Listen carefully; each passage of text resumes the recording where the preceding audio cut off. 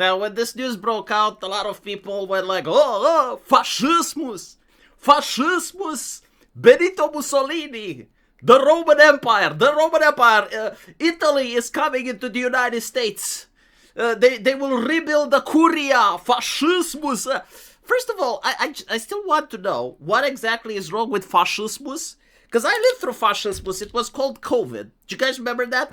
I literally was not able to sit my ass down at a McDonald's without showing papers. Like, the government wanted me to show documents, whatever. The Germans were really big on this shit. And by the way, like, in America, Democrats.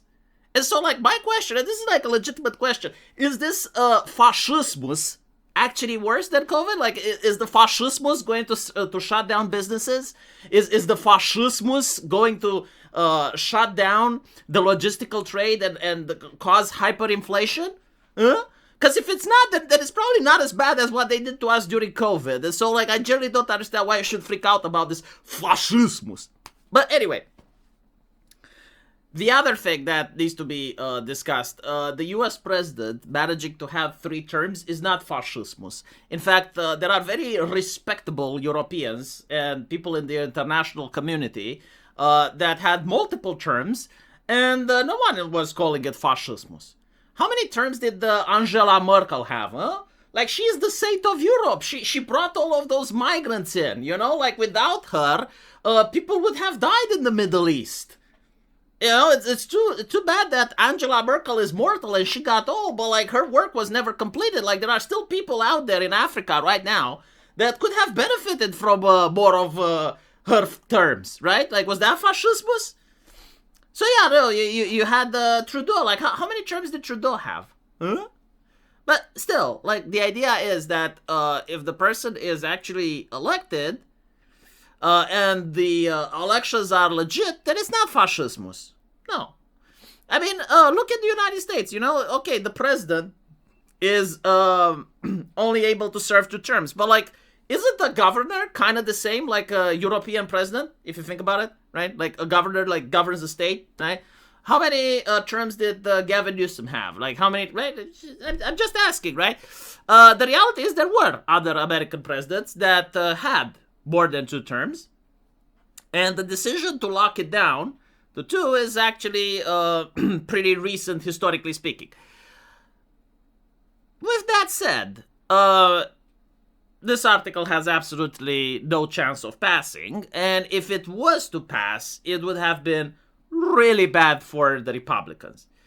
First of all, even though Donald Trump is bullying the international community right now, and a lot of Americans have big dicks, you know, realizing that their government can just delete world leaders, he is old, right? I mean, I understand that Americans love having the geriatric squad. He is old.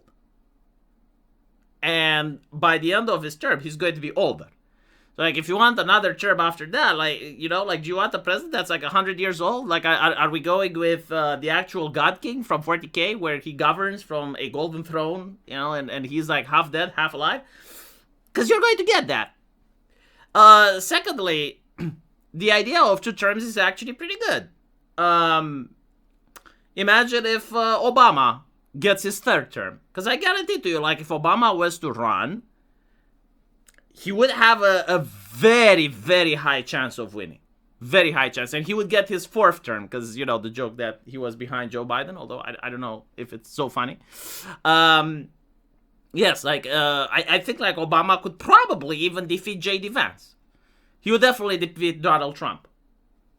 And he wouldn't defeat him because Republicans would change their mind and they would vote for him. No, like, he would defeat him because, like, so many leftists would turn out. Including, like, leftists that normally wouldn't go out to vote.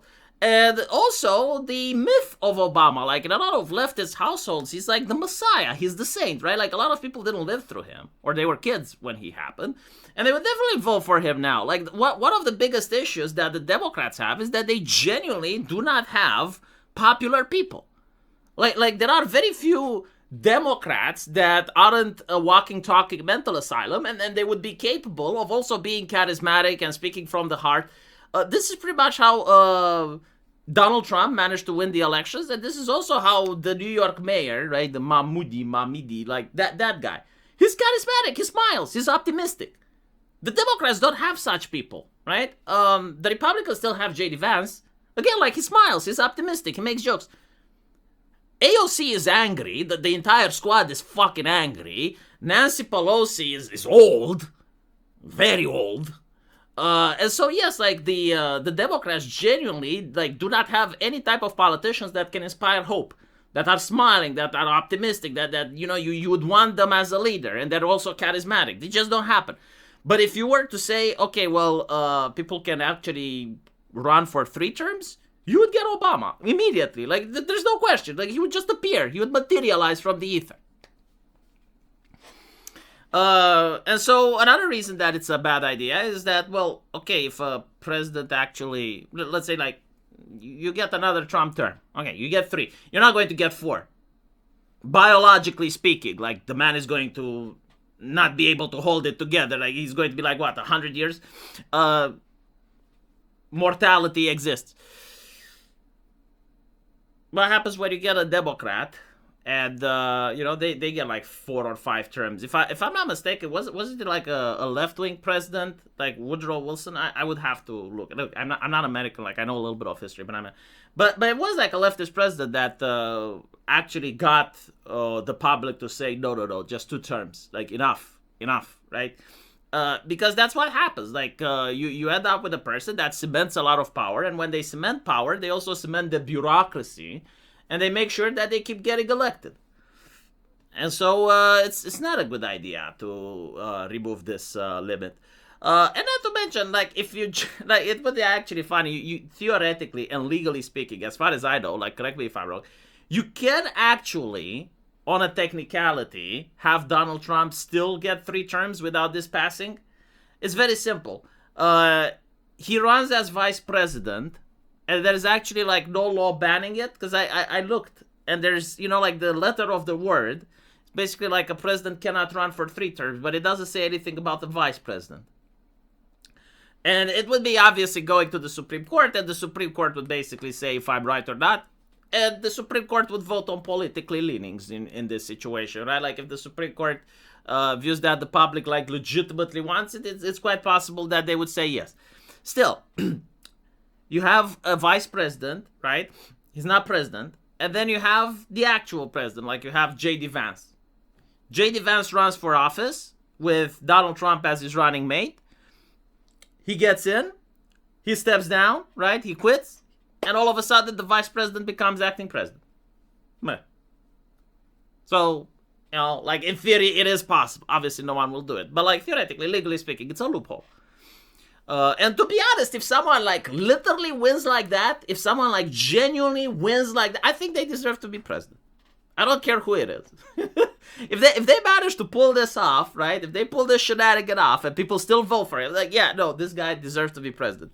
Be like, wow, this got big balls. Because like he has a very judicial-oriented mind. He would actually even be a good president, like if he manages to pull something like this.